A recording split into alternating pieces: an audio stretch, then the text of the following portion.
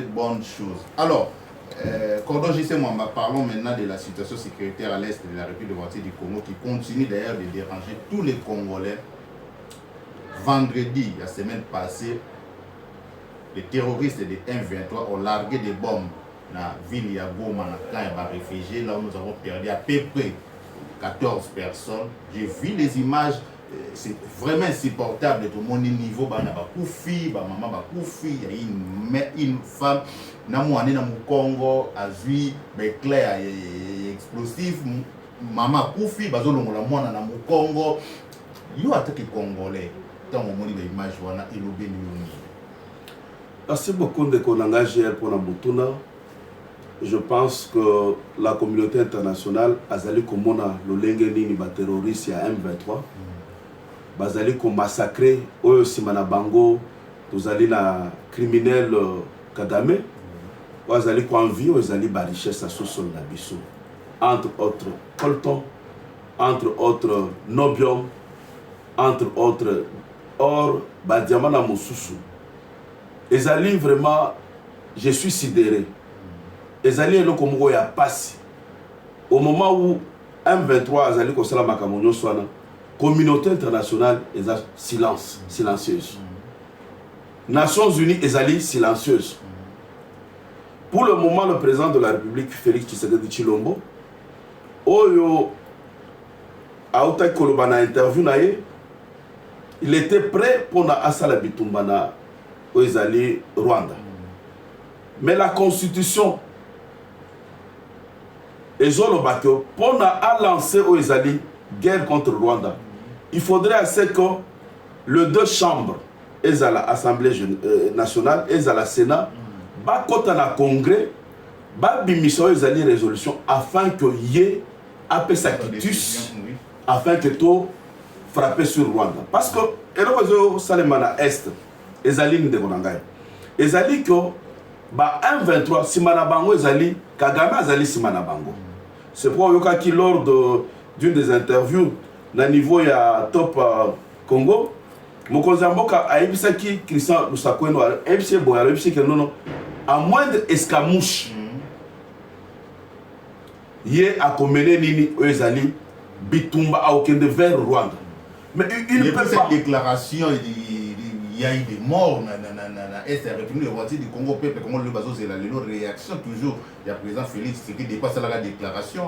Vous avez totalement raison. Maintenant, pour qu'il y ait une décision, il faudra que les deux chambres aient à l'Assemblée nationale et à la Sénat, en Congrès. Et d'ailleurs, c'est pourquoi qui de hier, Ayambi par exemple, journaliste à niveau à Poto. À lobby, il faudra mettre au Ezali commission moko na ba tuyaba secteur no soba domaine ba réfléchir comment ba ko ça une nouvelle constitution na boka na biso. On va en parler aussi. Oye ko sala kyo tellement que constitution oya 2006 ezali constitution moko e utaki na ba belligérant ezali constitution moko ezali appropriété na boka na biso parce que ezali na ba erreur ezali na ba défaillance ebele. Tala Lolenge, par exemple, de Konanga, élection est salémi le 30 décembre. Le président de la République, Félix Tshisekedi Tshilombo, a été investi le 20 janvier.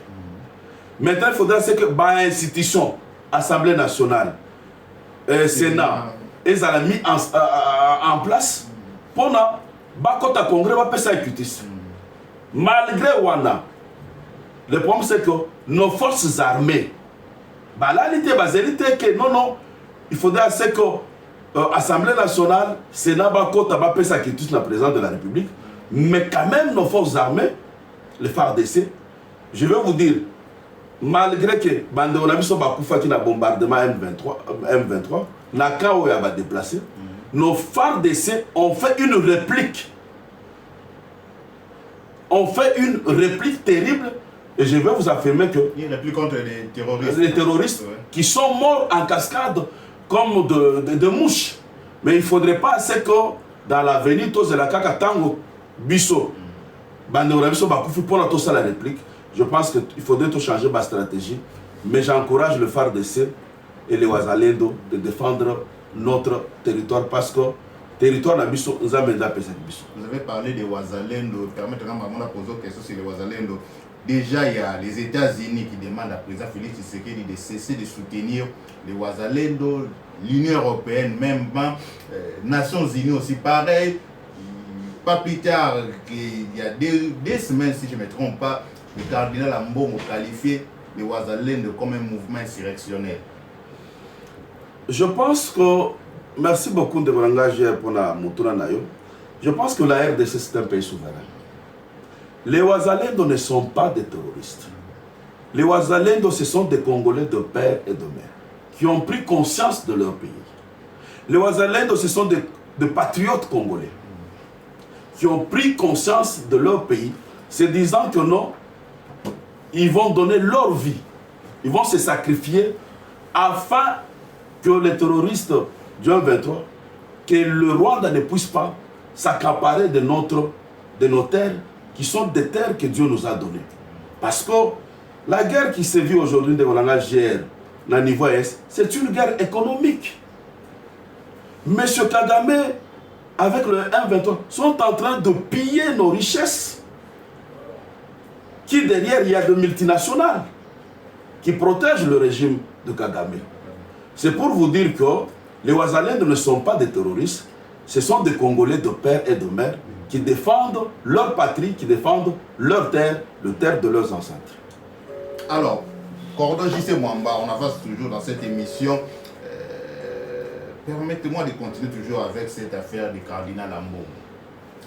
Après des déclarations, des multiples déclarations du cardinal Ambongo, les loyaux, tout le monde a dit lettre ouverte, il y a procureur général pour la Cour de cassation qu'il a écrit au procureur du parquet de Matete de lancer des poursuites contre le cardinal Fridolin Ambongo. Il y a d'autres personnes qui pensent qu'il dépasse les lots pour prouver liberté d'expression. Ndekolangai, merci beaucoup pour la Moutouna. Pendant 38 ans, en opposition pour la liberté d'expression, mais le IDPS n'a pouvoir à l'ingé pour permettre de la base à la liberté d'expression. Merci beaucoup Ndekolangai pour la Moutouna. Je pense que j'ai beaucoup de respect envers le cardinal Ambongo, mais il est allé au-delà de ses limites. Le cardinal Ambongo, c'est un citoyen comme tous les autres citoyens. En dépit qu'il soit cardinal, il a des limites. Obinamboka aussi, on va le dire que non, il dépasse les lots Oyo, Aza contre la liberté d'expression. Non. L'UDPS a bondi pour la liberté d'expression. Boyebi, combien de journalistes, combien de bateaux, combien de prêtres, au Bazali Koloba, Kofinga Mokonzamboka, Félix Tshisekedi Tshilombo. En aucun jour, le président régime Nabiso et Kangisa Bangote. Mais les déclarations que le cardinal Ambongo a fait dernièrement, ce sont des déclarations graves qui font partie des bruits. C'est une infraction. Comment un cardinal peut-il demander, peut-il soutenir M. Nanga, soutenir le M23? Ça n'a pas de sens.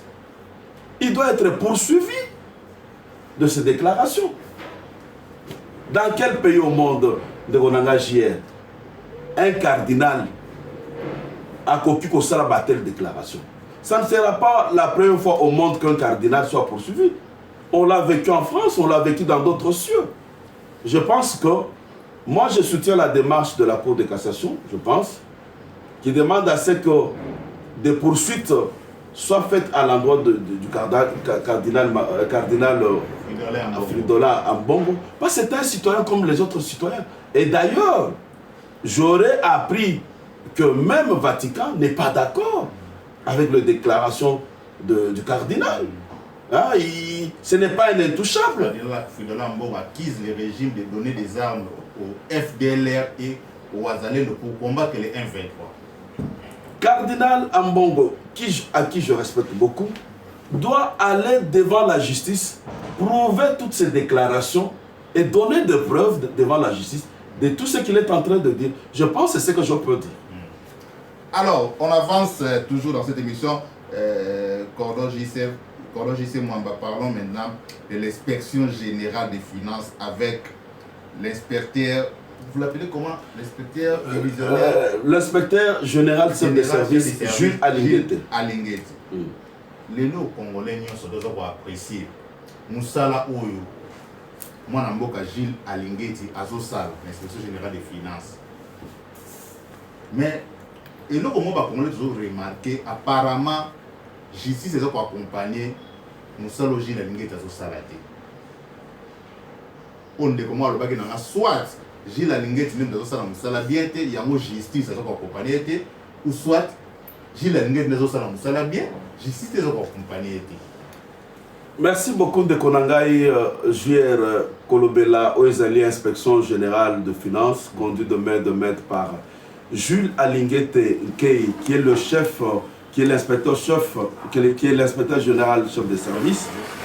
Oepin de Konangai, inspection générale de finances, Ezali piloté par le président de la République, Félix Tshisekedi Tshilombo. Le Kola Aloba Kiango devant la diaspora congolaise à Bruxelles. Na Bruxelles devant la diaspora congolais, Mokonzi Mboka Fati Alobi, c'est moi-même qui pilote l'inspection générale de finances dans la traque des détourneurs de dernier public. Alobi Boye, Mokonzi Mboka Fati, aigle de père et de mère, devant la diaspora. Pendant que bisa ezali batu nyonso bazali kobundisa. Inspection générale de finances, conduit de maître par Jules Alinguete Nkei, qui est le chef, l'inspecteur général chef de service et inspection générale de finances. Mokonzi Mboka Alobi Boye, Jules Alinguete n'est qu'un instrument sur terrain de la matérialisation en vision. Vision Mokonzi Mboka ezali matérialisé par l'inspecteur général chef de service Jules Alinguete. Oyazali Kosala Oyazali Moussala ya contrôle. Les autres Oyazali Kobenga Oyazali patrouille financière, autres Oyazali Kobenga na domaine ya audit contrôle a priori. Olelo et la kisi efficacité à Moussala na yango ezala na ba entreprise, ezala na ba province.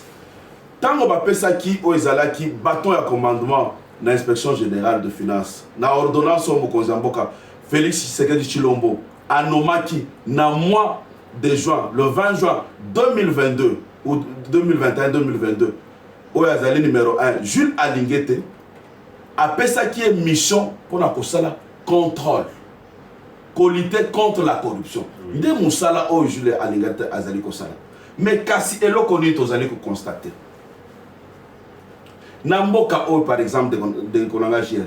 Est-ce que yo yebaki que bande konabiso ya régime passé bazalaki na ba carte visa o bakokaki ko utiliser kozwa mbongo à partir ya tozo benga trésor public to yebaki te ezali musala oyo mokonzi ya IGF Jules Alinguete azali kosala sous le pilotage du chef de l'État. Est-ce que namboka oyo na contrat chinois, est-ce que yo yebaki que namboka oyo contrat chinois ezaki à 7 milliards de dollars et que Banzela et Salamaki en soi ezalaki seulement il y a 300 millions de dollars. Oyebaki en gote.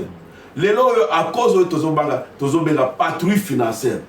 Jules Alinguete na ba inspecteur général ya finance. Bazali ko sala musala kitoko ezala na ba entreprise publique, ezala na ba établissement public, ezala na ezali ba province, mais kasi ba prédateur, bateau bazali ya bateau en cravate, en col blanc.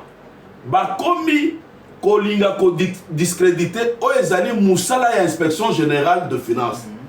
Mais na kosala o ezali kolinga ko discrédité o musala les lots o Mokonzi Mboka Fati béton aigle de père et de mère à la kisi devant tout le monde entier Kazali na confiance na inspecteur général chef de service Jules Alinguete na service na inspection générale de finances parce qu'à lobby yango devant diaspora ba détourneur nyonso bazali na panique na musala o Jules Alinguete azali kosala parce que azali super flic financier o azali ko traquer ba prédateur nyonso wana ba komi kosala tout ba discréditer musala ya IGF inspection générale de finances ba discréditer o ezali Moussala Jules Alingete.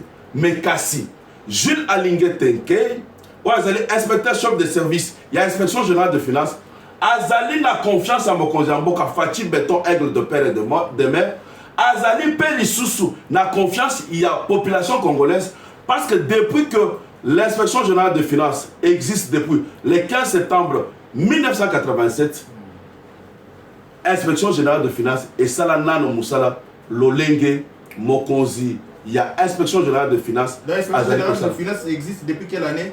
Depuis le 15 septembre 1987. Il y a d'autres Congolais qui pensent que l'inspection générale des finances, c'est ça qu'a œuvre le chef d'État, le président Félix Tshisekedi a créé l'inspection générale des finances quand on a eu pouvoir. Non, le président Félix Tshisekedi a redoré à travers les représentants là sur le terrain. Jules Alingete Nkei, inspecteur chef de service et inspection générale de finances, a redoré aux Ezali, inspection générale de finances.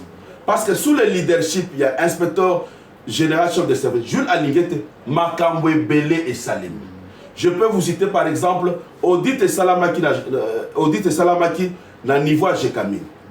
Oyo bakutaki ba contrat léoné.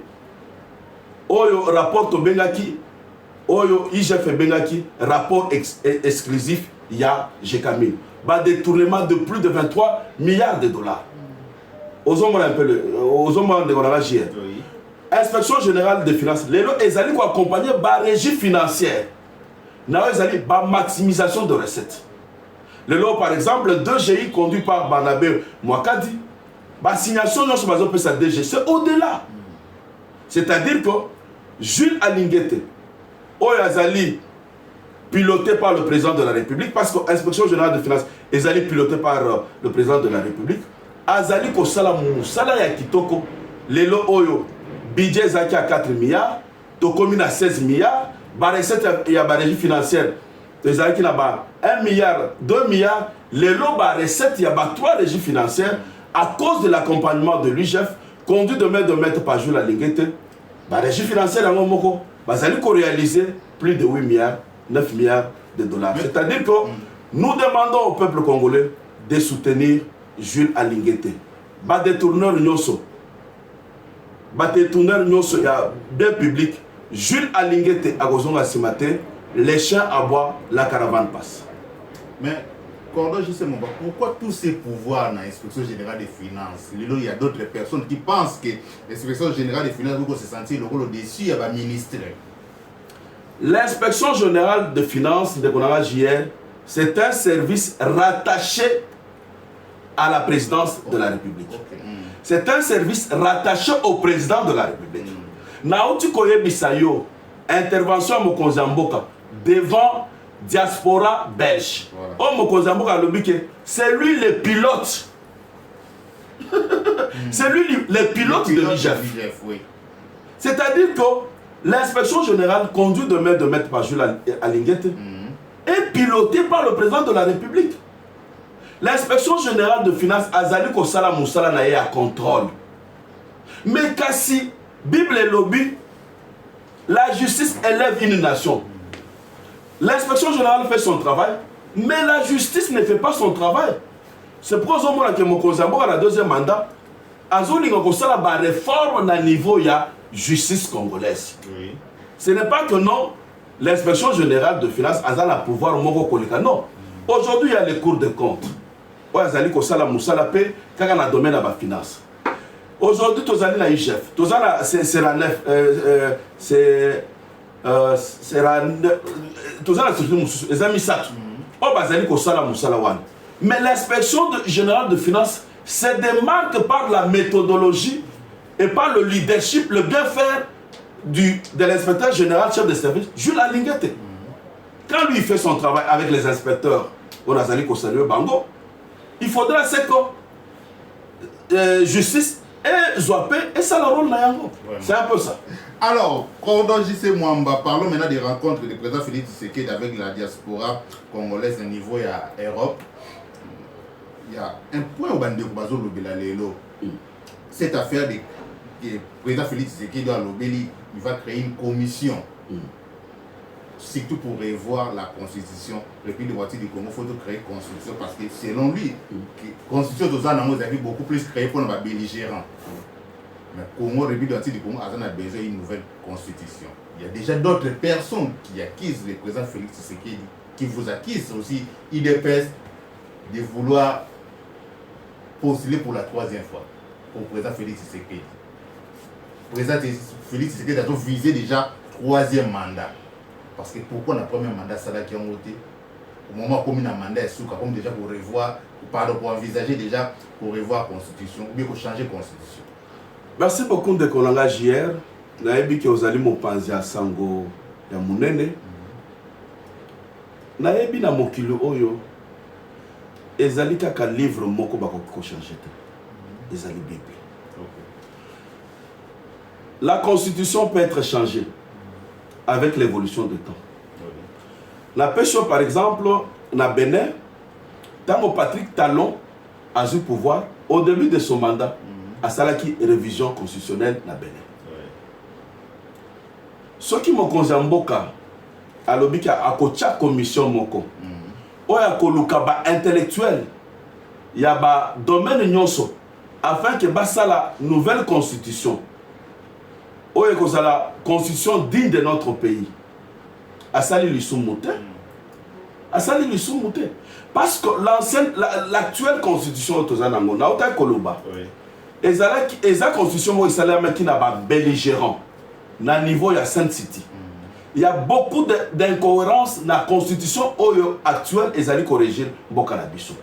Il faudra c'est que par exemple Tolobi Awa, le président de la République a été élu le 30 décembre. Il a prêté serment le 20 janvier. Au moment où l'institution sous le col de l'Assemblée nationale, le col de Sénat, ils ont mis en place. Sauf qu'au moment par exemple, la constitution Oya Bandekonabiso à Sénégal, vous avez vu que les élections se sont tenues. L'actuel président Djaï Nandekonae Sonko, après quelques temps, nommé premier ministre, et puis les institutions ont commencé à fonctionner. Aux hommes. C'est parce que la constitution na bango et pesi bango o ezali ningisawana. Mais la constitution na biso ezala ba faiblesse ebele.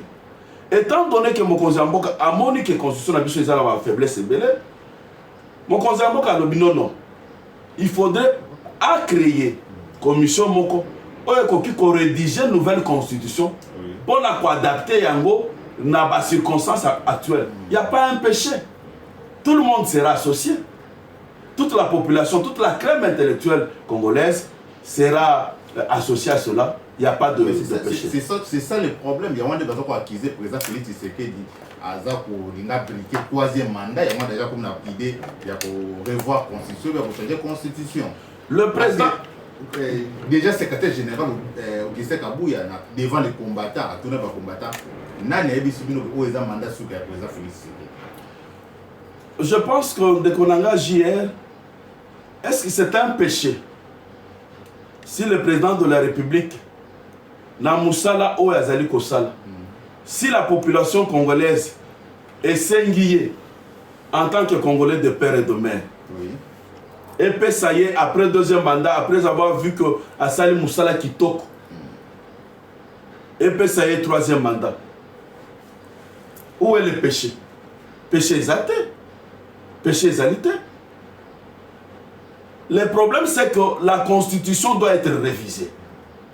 La constitution actuelle, est la constitution Oyo, qui est élaborée par les belligérants. Mais maintenant, il faudra que la constitution soit adoptée aux circonstances du moment. Il n'y a pas de péché, comme je viens de le dire à peine.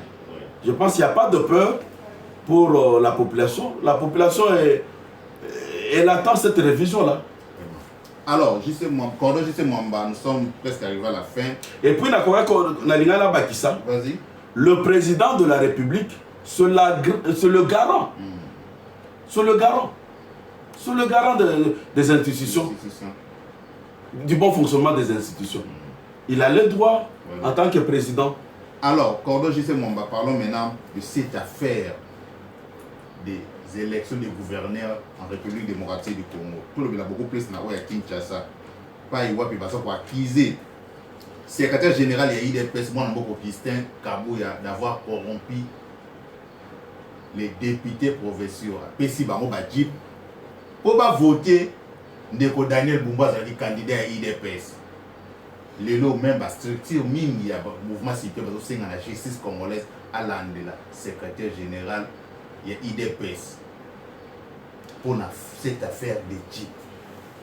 Merci beaucoup de Konangaï GR pour la Moutuno Tunengaï. Nazali ko saluer le secrétaire général Augustin Kabouya. Il est secrétaire général de l'UDPS, il est président par intérim de l'UDPS, il est vice-président de l'internationaliste socialiste. Il est en même temps honorable député, il est en même temps sénateur. Nazali ko féliciter, ko présenter ma félicitation pour l'élection en tant que sénateur à la province à Kinshasa.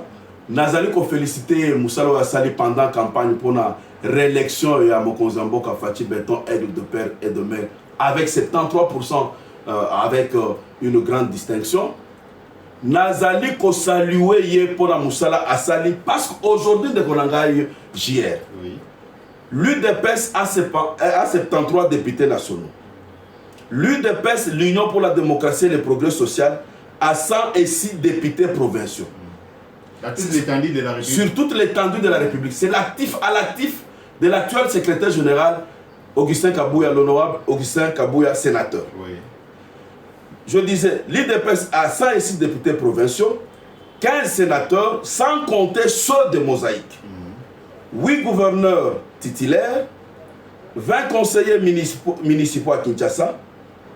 Aujourd'hui, sous le leadership du secrétaire général, l'honorable Augustin Kabouya, l'UDPS demeure la première force politique du pays. Revenons à ce que vous venez de dire, que Bazali a acquisé l'honorable Augustin Kabouya, secrétaire général, pour na Oezali Badi Papesi, député provincial à l'IDPS. Ndekonangai, député provincial à l'IDPS, Mokonzina Bango ya parti ezali honorable Augustin Kabouya. Quoi de mal, papa Oyo a Pesaki Bango, moi mbongo pour la campagne électorale. Quoi de mal un parent, un papa qui voit ses enfants marcher à pied sous les motos pour aller dans les réunions, la plénière, il y a l'Assemblée provinciale à Kinshasa. Ceux qui ont Azoueli Bango, Oezali, Jeep, à crédit, dans une banque ou bien dans une concession de la place. Quoi de mal? Parce que Tozali la bateau Bazali Kosala n'a eu de presse. Oh, Pesaka, Oezali, rétrocession à Bango à 10%. Mon conseil est parti, Augustin Kabouya. Ce qui a Azu Oezali, Jeep, à crédit. Pour Oezali, député provincial à Bichou IDPS. Et que Akobanda Kozongisa, Kofuta, Mouke, na Oezali, rétrocession à cadre au Bazali IDPS, Bazali Kosala na ba structure, na ba institution. Quoi de mal? Asali Lissoumouni. Est-ce qu'un papa peut-il corrompre à ses enfants? Le CG Augustin Kabouya, l'honorable et sénateur Augustin Kabouya, il a agi comme un père responsable. Il n'a pas voulu voir ses enfants aller à l'Assemblée provinciale, ses enfants, c'est-à-dire les députés provinciaux de l'IDPS, aller à l'Assemblée plénière, à l'Assemblée provinciale, aux différentes plénières, à pied. Il a pris un crédit qui va rembourser petit à petit avec les contributions de membres de l'UDPS. Où est le péché, mon frère Gérard? S'il est arrivé juste la veille de l'élection, influencer même l'électorat selon d'autres candidats gouverneurs. Et qu'on influencer Ndengenini de Konangaï. Influencer Ndengenini. Bana ya secrétaire général, député provincial. Il y a Pessi Bango na cadre ya Koloba, Bakendaka, na Makolote, na ba plénière, il y a assemblée provinciale. Influence ni. Est-ce que ma copie peut influencer moi nanayo pour voter moi nanayo? Et ça la mawa. Vraiment. Alors tu l'as dit, propos il y a moi namboka Augustin Kabouya, secrétaire général à IDPS, lobby na matinée politique et salamé qui na permanence à IDPS. Augustin Kabouya, secrétaire général de l'IDPS à lobby, va suspendre le cadre de l'IDPS ou va soutenir qui candidat gouverneur il y a IDPS dans l'élection. Parce que, on se le dit, il y a d'autres personnes qui disaient que non, IDPS, mais je ne suis pas pour Daniel Bumba, je préfère des occasions et ça choix n'a pas libre. Mais si on niveau qu'on suspendre, pourtant IDPS peut bien la liberté, et libre pendant ça la choix. Dès qu'on engage hier, la position que le secrétaire général a prise hier, dans le niveau matinée, c'est une position normale. Comment ça? C'est lui le capitaine de l'équipe. Dans une équipe, dans une structure, c'est la discipline absolue. Mon tokoki en dehors à l'encontre, il y a une discipline à partir. C'est ça que vous appelez la démocratie au sein de l'IDPS, non? Non, non, c'est pas. Non, non. Ça, vous voulez amener certaines personnes au libertinage. Dans une structure bien organisée, comme l'UDPS, il faudrait de la discipline. Quand le chef des troupes, qui est l'honorable Augustin Kabouya, donne le mot d'ordre, il faudrait que les brebis puissent suivre parce que c'est lui le berger. Pour le moment, le berger de l'UDPS, c'est l'honorable Augustin Kabouya, les sénateurs, les vice-présidents de l'internationaliste socialiste. C'est tout à fait normal, quelqu'un qui n'a pas suivi les mots d'ordre du parti, qui soit suspendu du parti. C'est normal. C'est normal. Il doit respecter les mots d'ordre du parti qui a été donné par le berger, qui est le secrétaire général Augustin Kabouya, l'honorable et sénateur, vice-président de l'internationaliste socialiste, que je salue et que je félicite. Alors, Cordon J.C. Mwamba, une toute dernière question. Bientôt là, nous aurons le gouvernement Judith Souminois. Il y a d'autres parlementaires debout qui pensent que c'est légitime. Cette fois-ci, il faut un ministère pour un quota et un parlementaire debout.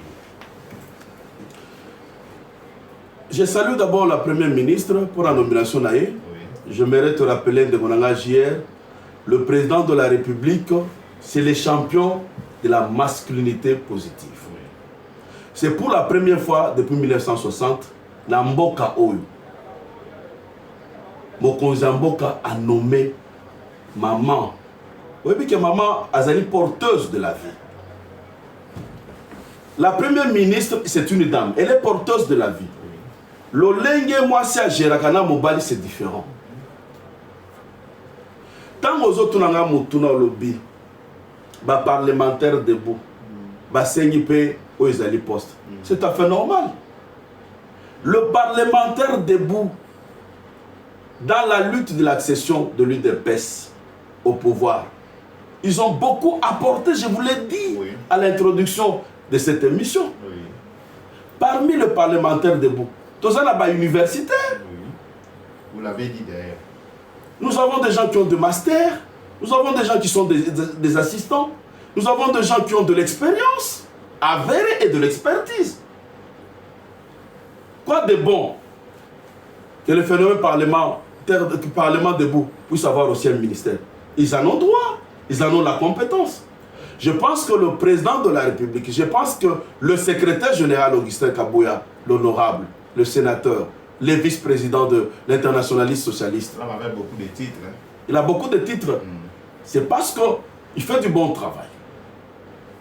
Nous lui demandons, et j'ose croire que cette fois-ci, le phénomène Parlement debout aura aussi un ministère. Oui. S'ils n'ont pas un ministère, je félicite le secrétaire général. Dans le premier mandat, le secrétaire général Augustin Kabouya, l'honorable, a pensé aussi aux parlementaires debout. Je suis parlementaire debout. Oui. Je suis administrateur à l'ONATRA. Je vous ai dit par exemple, Ben est administrateur à la Régie des eaux. Je vous ai dit, Blaise Moubenga est conseiller au Conseil économique et social. Oui. Mais nous aimerions assez que même ceux-là qui n'ont pas été nommés, que les quotas de parlementaires debout soient aussi augmentés. Oui. Je m'aimerais assez que par exemple un ami comme Neville Ilunga ait aussi une nomination, une ordonnance présidentielle. Un ami comme Eric qui a aussi une Tumba, qui a rendu de loyaux services à l'UDPS. Je demande au secrétaire général, disait en tant que parlementaire debout, la chance que nous avons, le privilège que nous avons, c'est que le secrétaire général, l'honorable Augustin Kabouya, c'est un parlementaire debout et en plus c'est un enfant de Dieu. Je pense qu'il va donner une solution à la requête de parlementaires debout que nous sommes. Merci beaucoup na Bandeko Bolandi biso partout dans le monde. Tozalaki na cordon JC Mwamba, lui qui est cadre de l'IDPS, parti présidentiel. C'est avec lui que nous allons parler de plusieurs points d'actualité politique dans notre pays, République démocratique du Congo. Cordon JC Mwamba, un dernier mot de Bandeko Bolandi. Un dernier mot, on a quoi que le Bandeko Nanga JR, et allez remercier l'internaute Nyoso Bandeko Landa biso, sa population congolaise. Tozali na mboka moko, c'est la RDC. Baza la sima ya mokonzi mboka Fati Beton Aigle de père et de mère. Baza la sima ya ba force ba FARDC. Baza la na espérance na Elika, le chef de l'État azali na bolingo mboka oyo, il va mettre tous les moyens en marche afin que Bitumba oyo ezali à est et si là ezonga bisika oyo utaki oyo ezali na Rwanda. Pour la conchiter les sous, na lingina saluer Bandeko Nanga les trios, la Pessimbote d'abord et pas ya secrétaire général Augustin Kabouya, l'honorable, la Pessimbote et pas ya Bandeko Nanga oyo mibale ba complice Nanga, général Neville Ilunga, la Pessimbote et pas Eric Mutumba mon ami, oyo azande Nanga, la Pessimbote na ba internaute nyoso au balandaka